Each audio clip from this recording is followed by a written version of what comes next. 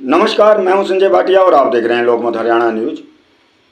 हरियाणा प्रदेश व्यापार मंडल के प्रदेशाध्यक्ष बजरंग दास गर्ग आज झज्जर पहुंचे और उन्होंने 29 अक्टूबर को अग्रवा धाम में होने वाले भव्य कार्यक्रम के बारे में जानकारी दी। वहीं लोकमत हरियाणा से बातचीत करते हुए बजरंग दास गर्ग ने कहा कि उनका उद्देश्य हरियाणा में व्यापारी, किसान, आड़ती, मजदूर के हकों की लड़ाई लड़ना है। उन्होंने कहा कि अंतिम सांस तक वह व्यापारी वर्ग की लड़ाई लड़ते रहेंगे। वहीं उन्होंने भाजपा सरकार पर भी कई प्रहार किए। उन्होंने कटाक्ष करते हुए कहा कि भाजपा जेजेपी सरकार की कथनी और करनी में काफ़ी अंतर है। इसके अलावा बजरंग दास गर्ग ने और क्या बताया, आइए सुनते हैं। गर्ग साहब, आपका पहले तो स्वागत है जेजेपी में। मेरा सबसे पहला प्रश्न ये है कि व्यापारी नेता होने के कारण क्या सरकार के कामकाज को कैसे आंक रहे हैं? जी देखो, 9 साल में सरकार ने व्यापारी के लिए कुछ किया तो है ही नहीं। इस सरकार इसके अंदर तो व्यापारी का नुकसान के सिवाय कोई फायदा नहीं। 9 साल में 1 रुपए की छूट इस सरकार के अंदर नहीं मिली। उल्टा व्यापारी नए नए किस्म के नए कानून बनाकर व्यापारियों को तंग करने का काम इस सरकार ने किया है। अनाप शनाप टैक्सों में बढ़ोतरी कर दी। जहाँ तक जीएसटी के अंदर अनाप शनाप टैक्स लगा दिए। जिन वस्तुओं पर 5% वेट होता था, आम उपयोग में आने वाली वस्तु है या मान लो जनरल गुड्स है, उसको 18 व 28% टैक्स लगा दिया। इसके साथ साथ जब से देश आज़ाद हुआ है तब से अब तक कपड़े पर, चीनी पर, दूध पर, दही पर, लस्सी पर कभी टैक्स सुना ही नहीं था। इस सरकार ने उसको भी जीएसटी के दायरे में लाकर 5% जीएसटी लगाकर गरीब के मुंह का निवाला छीनने का काम इस सरकार ने की है। ये सरकार तो पूरी तरह से व्यापारी विरोधी सरकार है। इनकी कहने क्या बात है। सरकार ने व्यापारी कल्याण बोर्ड बनाया, उसको कैसे मानते हैं कि व्यापारी कल्याण बोर्ड क्या कर रहा है? वो इस टाइम आप कह रहे हैं कि आप व्यापारी नेता हैं, भाई व्यापारी दुखी है, आड़ती दुखी है, किसान दुखी है, तो फिर ये क्या चीज़ है ये? वो तो आप अपने मन से पूछ लो, मेरे कहने की जरूरत ही नहीं है।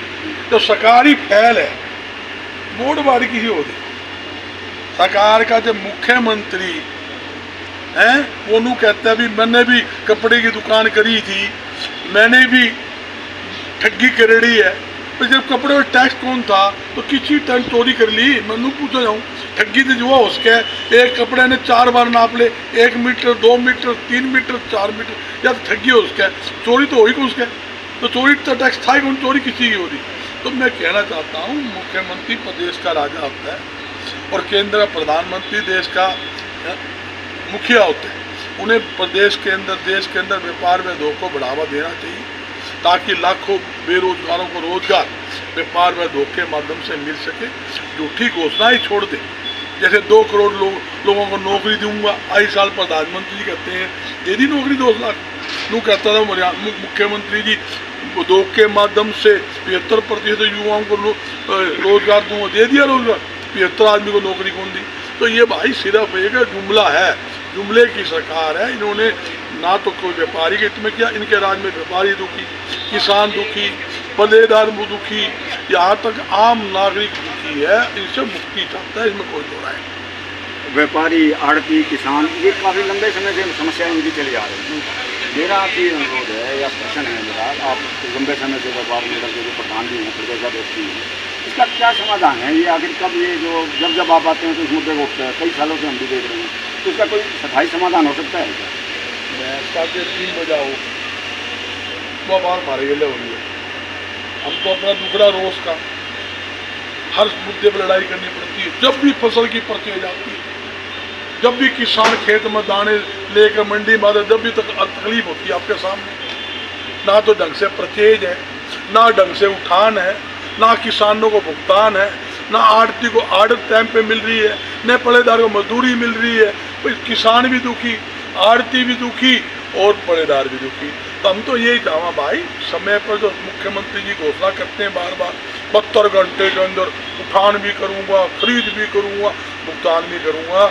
मैं खट्टर बाबा से यही कहना हूँ, बाबा जी जो आप घोषणा करते हैं, जो वायदा करते हो, उस पर खरा उतरो और उसको 72 घंटे के अंदर जो भुगतान की बात है वो पहले माल खरीदो, फिर वो उठान करवाओ, फिर उसका भुगतान कराओ। भुगतान के साथ साथ आड़ती हुई जो मजदूरी है, जो कमीशन है, वो भी दो और उसके साथ साथ पड़ेदार की मजदूरी भी सरकार को समय पर देनी चाहिए। गर्ग साहब, आप व्यापारी नेता के अलावा कांग्रेस के लीडर भी भी आपकी पहचान है। तो अब राजनीतिक प्रश्न है, इसके अलावा दो ही प्रश्न है मेरे लिए कि अब कांग्रेस का किस प्रकार से आप देख रहे हैं भविष्य? जो आगे चुनाव हैं, अपने हरियाणा में भी हैं, अब आगे 5 लोकसभा, इसके विधानसभा के चुनाव हो रहे हैं 5 राज्यों में, तो किस नज़र से देख रहे हैं एक कांग्रेस का लीडर होने के लिए? मैं आज तो कांग्रेस की बात नहीं करता।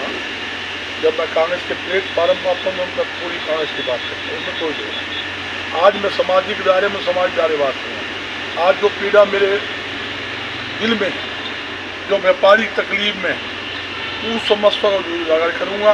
बाकी जनता ने पता है हालात क्या है, सारे दुखी है और इस सरकार से लोग मुक्ति चाहते हैं, इसमें।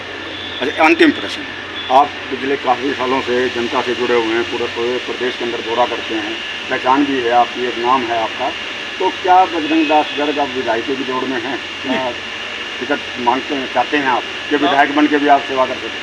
ना तो मैंने कोई टिकट मांगी, ना मैं उसकी दौड़ में। मैं दोनों चाहूँ मेरा व्यापारी खुशहाल रहे, मेरी प्रदेश की जनता खुशहाल रहे, प्रदेश के अंदर उद्योग बढ़े, व्यापार बढ़े और मेरे युवाओं को जो बेरोजगार घूम रहे हैं उनको रोजगार मिले। ये मेरा प्रयास 40 साल से, आज से नहीं 40 साल से लगातार मैं इसी लाइन में हूँ और मेरी परमात्मा का मेरे पर आशीर्वाद दोनों हाथों से है और मेरी यही कोशिश है, यही परमात्मा के चरणों में अरदास है कि मेरी सेवा के अंदर ड्यूटी लगाए रखे और मैं इसी प्रकार व्यापारी व उद्योगपति व आम जनता की आवाज़ को उठाता रहूँ। मेरी यही इच्छा है, इसके अलावा मेरी कोई इच्छा नहीं।